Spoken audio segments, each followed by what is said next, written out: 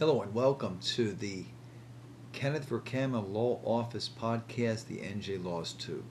And in this edition, it's the 2013 update for wills and estate planning. The President and Congress passed a law. It was signed into law on January 2nd, 2013 by the President, the American Taxpayer Relief Act of 2012. So how does that really affect the regular people here in New Jersey, the people that have assets under $675,000? Well, it doesn't. What it does do is it makes a permanent estate tax so that there's actually no estate taxes for estates over $5 million. And it's going to be adjusted annually upwards. So the rich people can pass more assets without any types of taxes. However, New Jersey taxes stay at $675,000. Now, how does that really affect someone?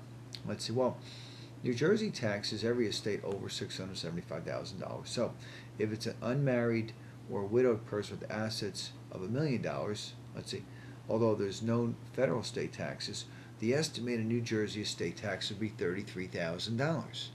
If, for example, it's a unmarried or widowed person with assets of $1.5 million, the estimated New Jersey estate tax is over $60,000. So how could someone reduce that? Well, I'd say you make gifts prior to passing away. And then you have to live at least 3 years after you make those gifts. So the second major point in the federal law is to increase the amount that someone could gift each year to as many people as they want, of $14,000. So it's $14,000 per person. So, but someone says, well, how can I reduce my estate, faster than $14,000 a year? Well, that's easy. Someone could gift $500,000. They just have to fill out a federal estate tax and gift form. Let's see, Attorney Martin Spigner in Cranberry is very good at doing those. And then they can use part of your $5 million exemption. If you don't do it and give more than $14,000, there is an estate tax. So before you just make these gifts, it's important to talk to an attorney. Now, although it's not under federal law, let's say I remind people that New Jersey Senate Law number 708 made a number of substantial changes in the New Jersey Probate Law. And one of the major changes is that non-formal writings could be wills under the revised provisions. So make sure, number one, you have a formal will drafted. Let's see. The law expands situations where writings that were intended to be a will, but requires the burden on the proponent by clear and convincing evidence. But perhaps a Christmas card with handwritten notes could be presented as a will or as a codicil to a will. In order to present a non-formal will, it requires an expensive complaint order shall cause to be filed in the Superior Court in a hearing in front of a Superior Court judge. So the bottom line is that people shouldn't just try to do wills on their own or do writings on their own. They should take the time to have a will properly done by an experienced attorney. Now, the New Jersey probate law was not changed to affect the elective share. What the elective share is that if someone's married, let's say, and the spouse is not given any money under the will, conceivably the spouse could what's called elect against the will and receive up to 1/3 of the estate, even if married only for 2 weeks.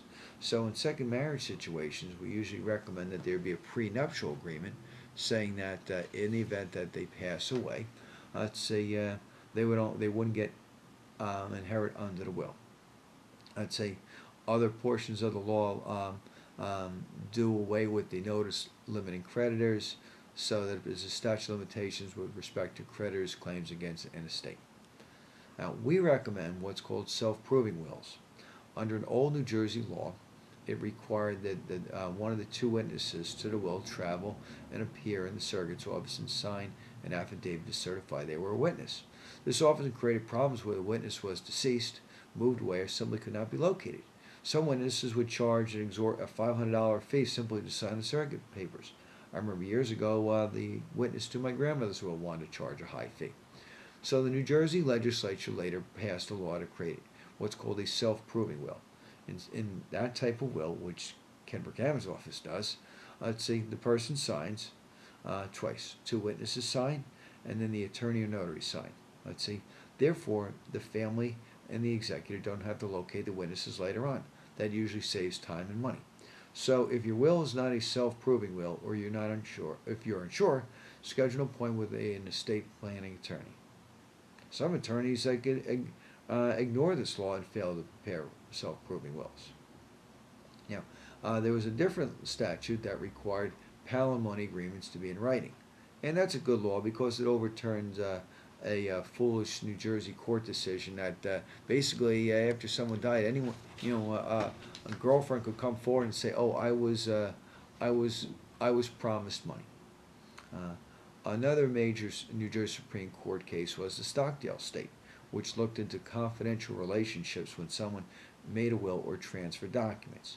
So it's important that, at least for attorneys, that we make sure that when we're interviewing someone, there's no one else in the room, and that when we're signing, that the only person signing is the person there. We got to make sure that that's what the person wants, and they're not being influenced by other people. Number 7, the New Jersey inheritance tax forms were revised, so I tell the accountants and attorneys to throw out the old ones. Now remember, even if there's no inheritance tax due, if property is going to children or grandchildren, a tax waiver still must be obtained on a house if it was not co-owned by another spouse. Powers of attorney are very common, and I warn people not to use forms that they might find online, because even if it says valid in every state, unless it has specific power to require New Jersey banks to follow it, a New Jersey bank does not have to follow it. And number 9, the federal HIPAA law was changed regarding disclosure of health information, but also limits what doctors could say without a form. Therefore, we recommend that old living wills and old powers of attorney be re-signed, or have a new one done with HIPAA language in it. For other information, call the office of Kenneth Vercammen, 732-572-0500, or visit our website, njlaws.com. Thank you, and good luck.